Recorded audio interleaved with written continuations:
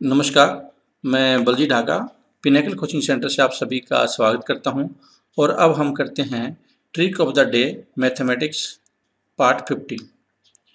आज का क्वेश्चन है वो है अर्थमेटिक प्रोग्रेशन से रिलेटेड है। अब अर्थमेटिक प्रोग्रेशन से रिलेटेड किस तरह का क्वेश्चन आ सकता है, इसकी इस तरह की अगर वैरायटी आती है तो क्या ट्रिक हो सकती है, और उसके बाद हम उसको समझने की कोशिश करेंगे जिससे आपको ये ट्रिक याद रहे। क्वेश्चन है इफ सेवन टाइम्स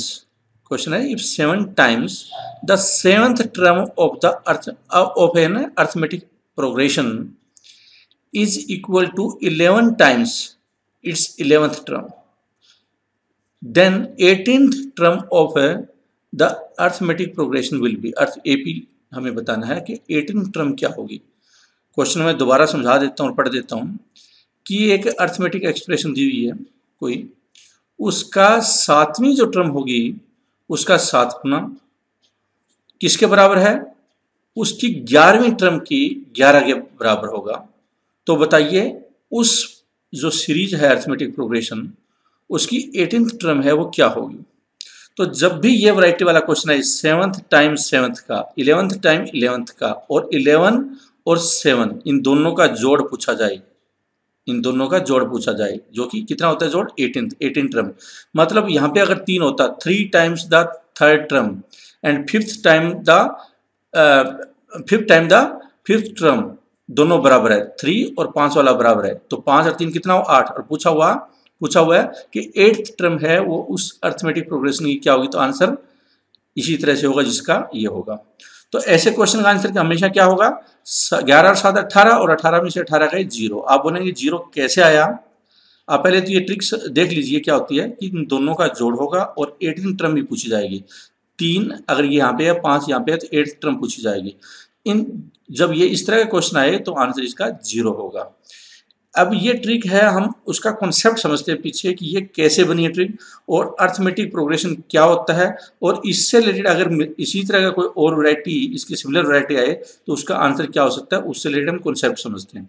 तो इसकी ट्रिक क्या थी, 7 और 11 18, 18 में से 18 गए 0, 3 और 5 8 होता, 4 और 7 11 होता, 11 यहाँ पे होता, 11 में से 11 गए 0, 6 और 3 यहाँ पे होता, 6 और 3 9, 9वीं टर्म पूछी होती तो 0। तो इस तरह से ये चलता है क्वेश्चन। अब हम इसका कॉन्सेप्ट समझ लेते हैं। देखो अर्थमेटिक प्रोग्रेशन क्या होती है, अर्थमेटिक होती है ऐसे 1 2 3 4 5 6 7 8, 2 4 6 8 10 12 या 3 6 8 10 3 6 9, इस तरह से बराबर का डिफरेंस मिलेगा सभी में, उसको बोलते हैं अर्थमेटिक प्रोग्रेशन या अर्थमेटिक सीरीज। अब जो nth टर्म होती है उसको कैसे निकालते हैं, उसका क्या प्रॉपर्टी होती है, क्या फॉर्मूला होता है। तो nth टर्म निकालनी है, जैसे कि इस केस में 5वीं टर्म निकालनी है। फॉर्मूला क्या होता है, a + n-1 एंड d। ये बहुत ही फेमस फॉर्मूला है, सबको पता भी होगा। अगर मान लो 5वीं टर्म निकालनी है, इसकी 5वीं टर्म क्या है 1 2 3 4 5, लेकिन हमें पता नहीं है 5वीं टर्म निकालनी है और क्या दिया हुआ है कि कोई दिया हुआ है कि पहली टर्म दिया हुआ है या ये दिया हुआ है डिफरेंस। तो हम कैसे निकालेंगे, देखो a कितना है इसमें 2, a क्या होती है फर्स्ट टर्म होती है, n-1 फिफ्थ टर्म पूछी है तो 5 ये है, n की वैल्यू कितनी है 5, तो 5 में से आ गए 4, और d कितना है इनके बीच में डिफरेंस, तो d कितना दिया हुआ 2, तो कितना हुआ 4 दूनी 8 और 2 10, देखो 5वीं टर्म है वो 10 हो गई, 10 निकल गई। तो ये फॉर्मूला किस लिए यूज होता है, ये फॉर्मूला इसलिए यूज होता है कि हमें nth टर्म बतानी हो कि वो कौन सी होगी, जैसे 5वीं टर्म कौन सी होगी, 6ठी टर्म कौन सी होगी, तो हम लोग इसकी सहायता से निकाल सकते हैं। अब इसी फॉर्मूला को हम लोग इसी कॉन्सेप्ट में लगाएंगे जो ये बताया गया है, 7 time the 7 term of an arithmetic progression. तो हम ये लगाते हैं यहाँ पे। अब उस क्वेश्चन को हमने इस फॉर्मेट में लिया है कि 7th टाइम, उस अर्थमेटिक प्रोग्रेशन का 7th टाइम, तो यहाँ पे क्या हो जाएगा 7th डिजिट का, क्योंकि यहाँ पे 7th टर्म बोला गया है, 7th टर्म और 7 टाइम, तो यहाँ पे 7, अगर n की वैल्यू 7 है तो 7 में से गए 6, तो हम लिख देंगे यहाँ पे 7a और प्लस 6 यहाँ पे है तो 6 इंटू 6d है तो 7 6 42d हो जाएगा, इज इक्वल टू 11a यहाँ पे होगा, और यहाँ पे 11वीं टर्म दी हुई है, ये देखो ये 11वीं टर्म दी हुई है, तो क्या हो जाएगा यहाँ पे 11d और 11 11 में से 10 10 डी और इंटू 11 110 डी है, ये यहाँ पे हो जाएगा। तो ये इस साइड जाएगा तो क्या हो जाएगा, 4a इज इक्वल टू 110 में से 42 गए 68 माइनस का आ गया, तो ए की 68 डी, ए की वैल्यू कितनी आ गई -17 डी। हमें बताया गया है, पूछा गया कि 18th टर्म है वो क्या होगी। तो 18th टर्म कैसे बताएंगे, क्या फॉर्मूला होता है, a plus N minus 1 D, ये फॉर्मूला मैंने आपको बताया था। इसका मतलब क्या होगा, 18 टर्म बतानी है तो ये हो जाएगा a और प्लस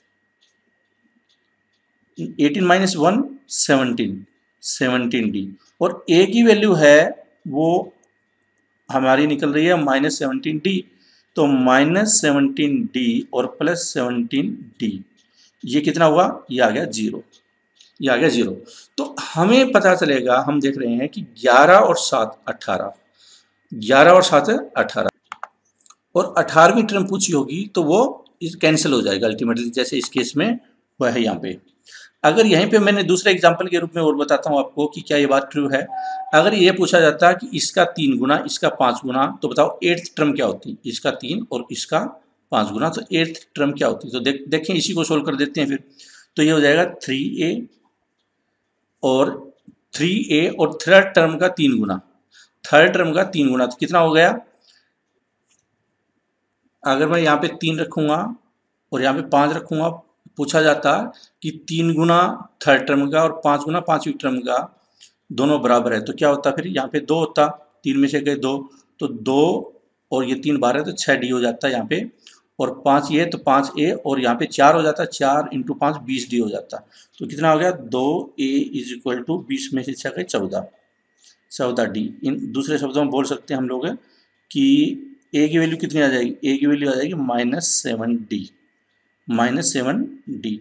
और पूछा जाता है कि बताओ 8वीं टर्म क्या है, तो हम क्या करते हैं यहाँ पे इस फॉर्मूले में, क्योंकि ये तो बेसिक फॉर्मूला, इसमें रखते हैं कि -7 डी है वो a की जगह रखते हैं, तो -7 डी ये हो जाता, और यहाँ पे 9 - 1 क्योंकि 8th टर्म पूछी है तो ये 7 डी हो जाता प्लस में, और फिर ये कैंसिल हो जाता है इस तरह से, तो ये 0 आ जाता है।